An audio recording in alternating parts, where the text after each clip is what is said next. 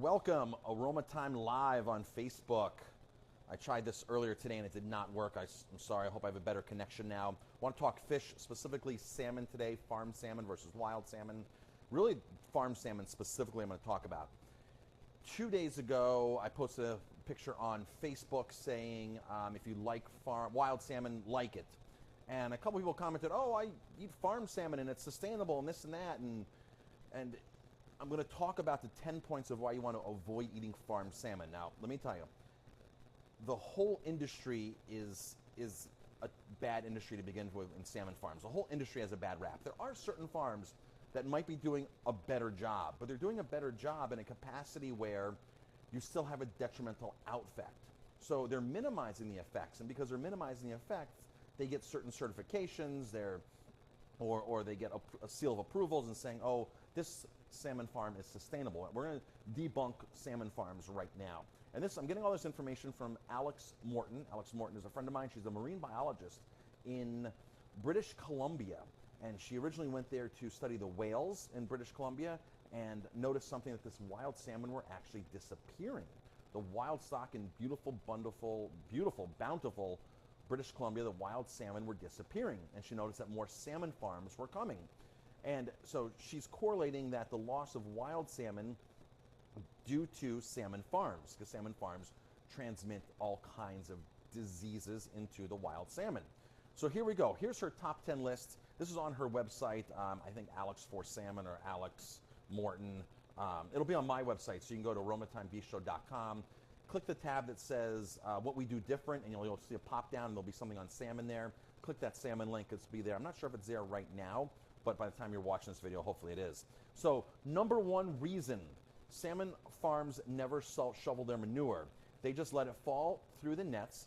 Think of a kitty litter box that never gets changed. Thousands of tons of feces and other waste settle on the seafood floor. That is true. Sometimes they'll move the farm to a different area, but they never really clean up the ocean where that farm was. And you can go online and you can see videos where there's excrement on the bottom of these ocean floors that are 10 feet deep. And it's a dead zone at that point. Nothing lives outside there for several kilometers on each side. Nothing can live in the bottom of the ocean floor. Number two, salmon, Atlantic salmon, farm salmon, swim in a soup of mucus and excrement. It breeds pathogens and enter into the ocean and enter into the ocean into supermarkets. So these salmon farms, because of all the excrement on the bottom and all the diseases, and the salmon are swimming around. Now some salmon farms are going to say, well, we have low density. They're going to tell you low density farming. The average salmon farm puts 2 salmon per bathtub. That's the density. So when somebody says I'm low density, they mean 1 fish per bathtub. So imagine a football field size pen that's dropped into the ocean, and you have, for every bathtub of water, you have 2 salmon or 1 salmon swimming in that. It's still jam-packed, but now they're getting some kind of seal of approval because they're doing far less density, half the density of their counterparts. But you can see there's still a problem with that. The fish still have to live, and the feces falls and it goes into their eyes, and it's a disaster. And by the way, all this stuff has links on it to make sure that this is properly researched, and there's been some, this just isn't me or her saying something. Number 3, a U.S. scientist studying toxins in farmed salmon told the media one should avoid farmed salmon like the plague. And of course, there's links there to follow that on the website. Number 4, farmed salmon are colored pink to imitate wild salmon. Producers use the Samo fan. So it's a fan. Like you go to the store to buy paint for your living room, and you get a fan of colors. Well, that's what they do. They get a fan of colors. What color do you want the salmon to be? And that's what food is going to correlate to the color of the salmon. So it's dyed. The flesh is indeed dyed. Now, some of them say, well, we're giving it the antioxidant anazacethin, which is in the wild, and this and that, and it's the same as the wild fish. Well, Anataxanthin can come as a synthetic or in the natural form, which krill and chlorella have it. Most salmon farms are not feeding their fish krill or expensive chlorella. They're actually using a petrochemical derivative of the acetaxanthin, and if they're not doing that, they're actually using something that's maybe derived from sugarcane or from corn, which you can see corn is not nearly as healthy as chlorella or krill. So the diet's far different, even though the salmon, when you put it on the plate, they have an orangish color that might represent what's going on in the wild, and they're going to claim to you, well, we're giving our food, our salmon, high quality feed that that compares to wild fish and this and that, and it's antioxidant.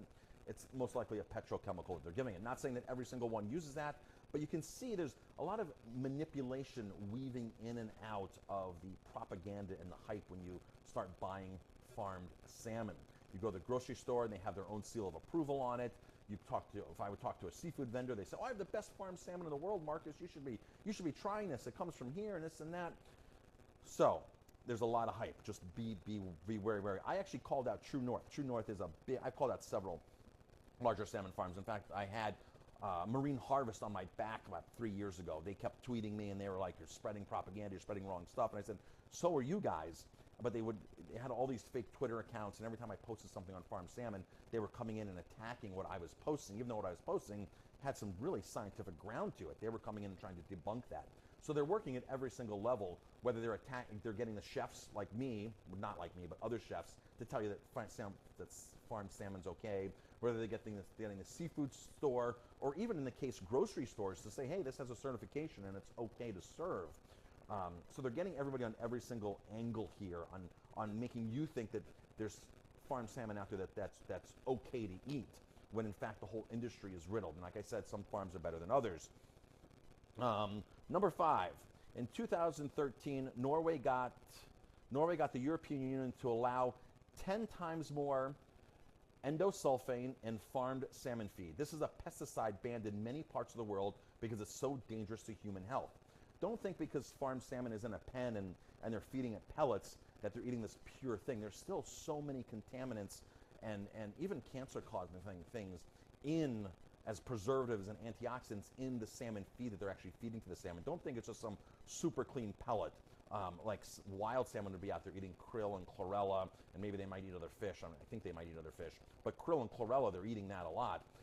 Farm salmon don't have that luxury. They actually have to eat what the farm is giving it, and the farm is relying upon food that was manufactured in a scientific lab in a big processing plant that is basically taking in millions of pounds of wild harvested fish. Doesn't matter what it looks like, where it's from. If you're in Norway, they're going to the Baltic Sea to get all the salmon fish pellets, right? So they're going there, they're dredging the ocean there, which is, Baltic Sea is not a clean ocean, people. You wouldn't want to eat stuff out of certain parts of that, if any parts of it. But they're feeding the salmon that you're eating, thinking, well, I'm eating this pure, clean Norwegian salmon, and it's got all these environmental, and safety, and it's certified green or certified sustainable or whatever. But what did the salmon really eat is the question.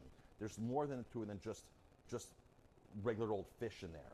Okay, there are preservatives, there are other things.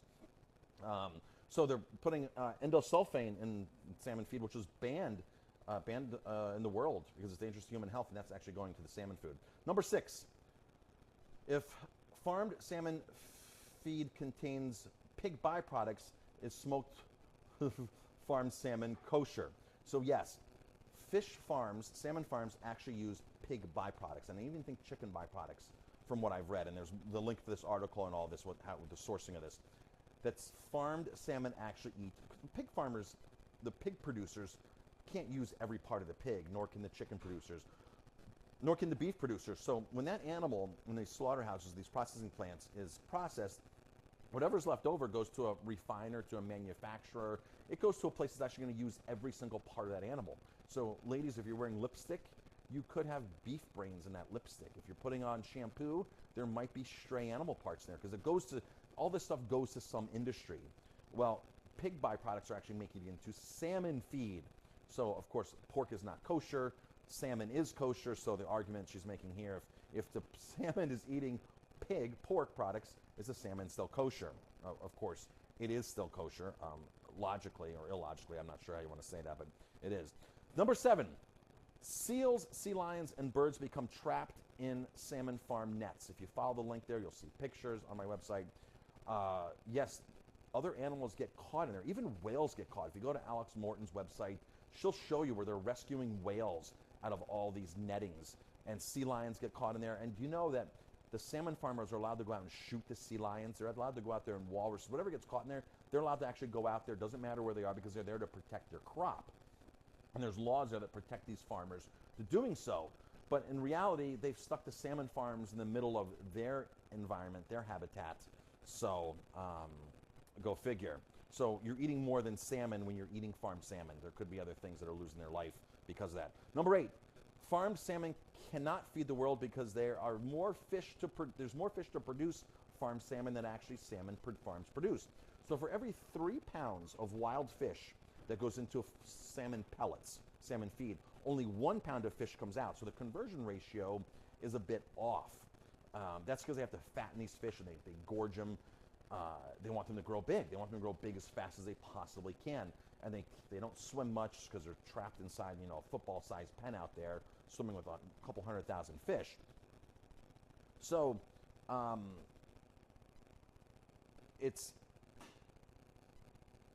there is an apparent deficit of protein going here. So when they tell you that we're feeding the world, or we can feed the world with aquaculture, they're actually robbing part of that food supply to other things like the wild salmon or to other things out there that need that, and they're disrupting the ecosystem drastically. And that's why some of them have started going towards pig products, big pig products and chicken byproducts. There's one farm in Chile, in South America, called Verlasso, and if you look under Monterey Bay Aquarium, Verlasso has one of the best notations there and saying, oh, this salmon's good.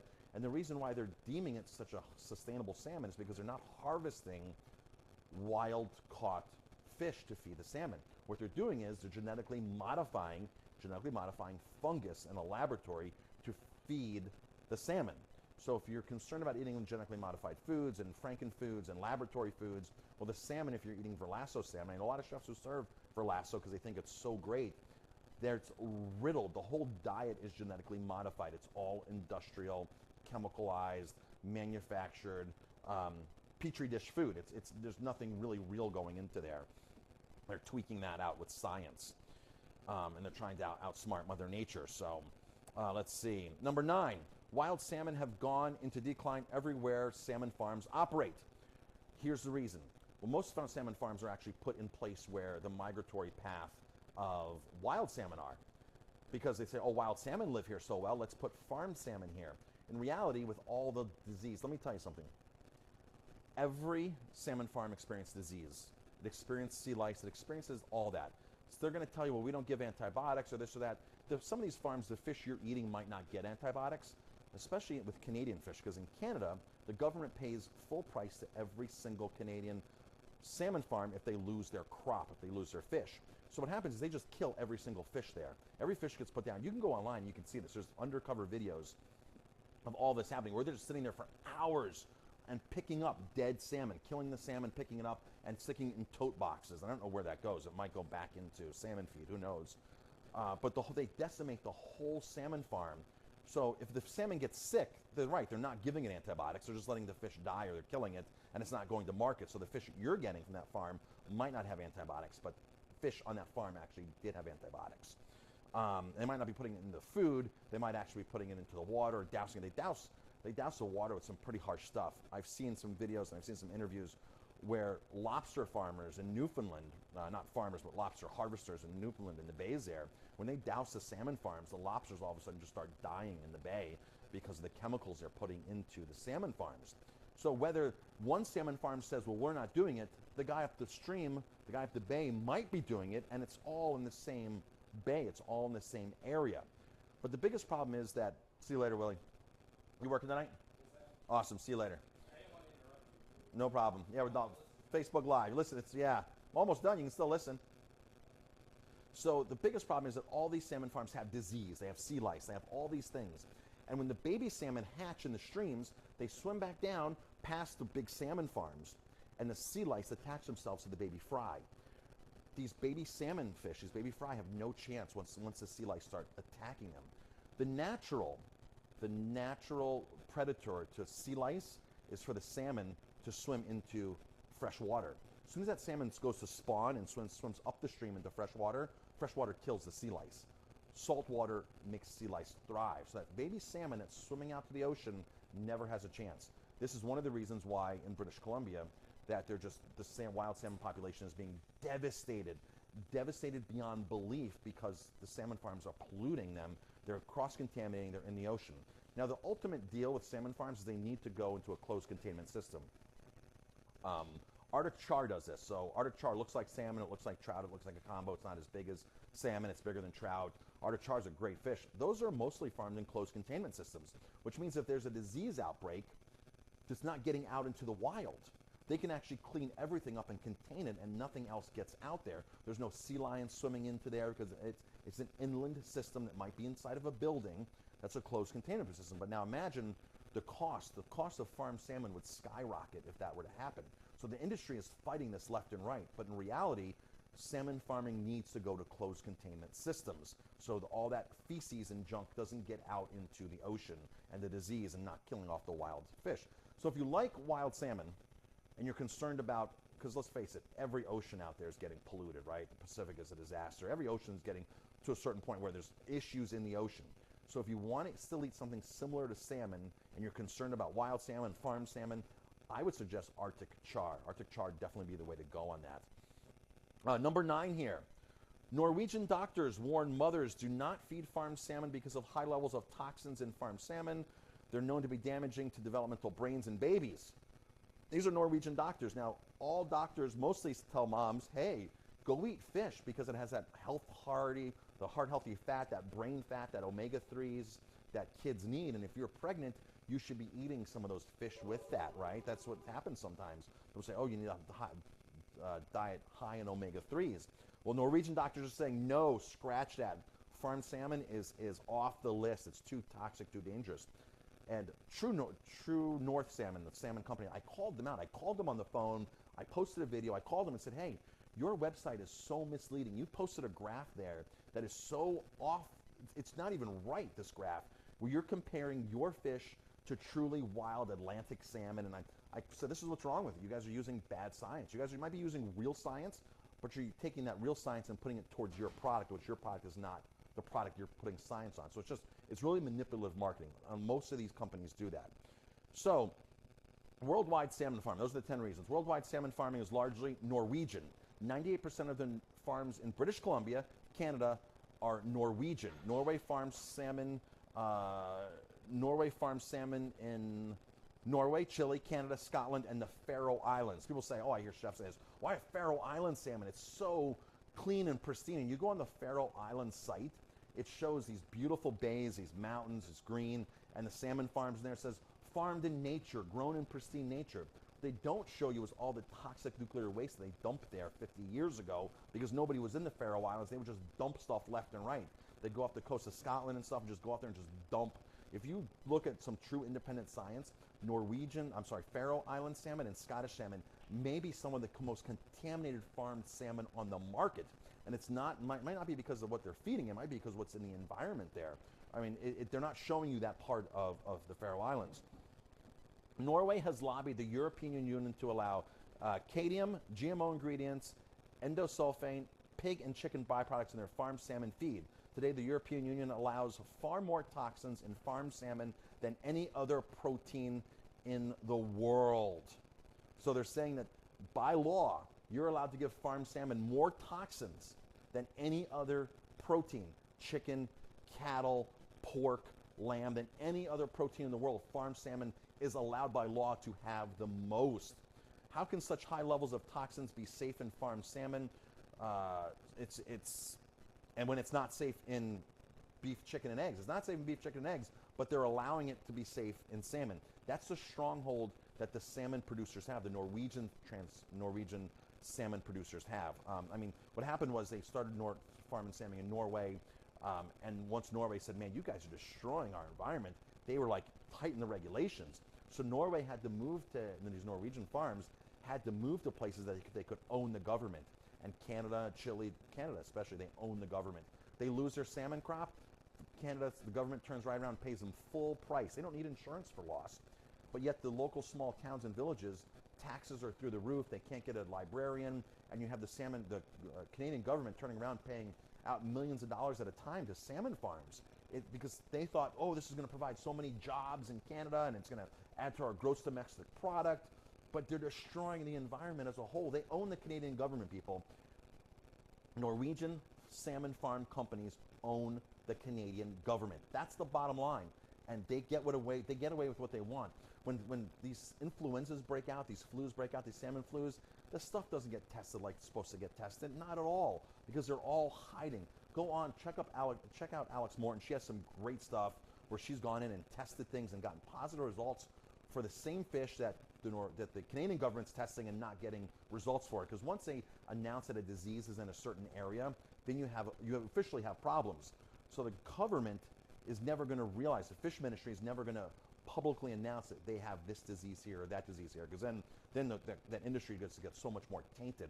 The problem is the salmon industry is so tainted to begin with, the farming industry. It's riddled with such bad practices that they're trying to redeem themselves right now, and they can't go backwards by announcing or admitting that there's all these new strains of flu and disease that's happening in their salmon farms. So I'm doing I'm doing a fish talk January 7th. Is it January 7th? Willie, what day is Saturday? The 7th. So this Saturday, the 7th, if you're watching it before January 7th, 2017, I'm doing a fish talk at Frank the Shoe Fitter in Middletown. That's the place where most runners go get their running shoes. He does orthotics. He does more than runners. And I'm doing a talk there. Go onto Facebook, go onto Aroma Thyme, check it out, RSVP for that. I'd love to see people there. I'll be handing out some gift cards to Aroma Thyme to the crowd. But I'll be talking about the 12 fish that you shouldn't be eating and what to eat instead. I know I made this a little longer than I wanted to, but super powerful information. Now's the time of the year where people are on that health bandwagon. So if you know anybody that's trying to eat right or is concerned about what they're eating, please share this video, like this video, comment on this video. Thank you very much. I'm Chef Marcus Guiliano from Aroma Bistro. Thanks for watching.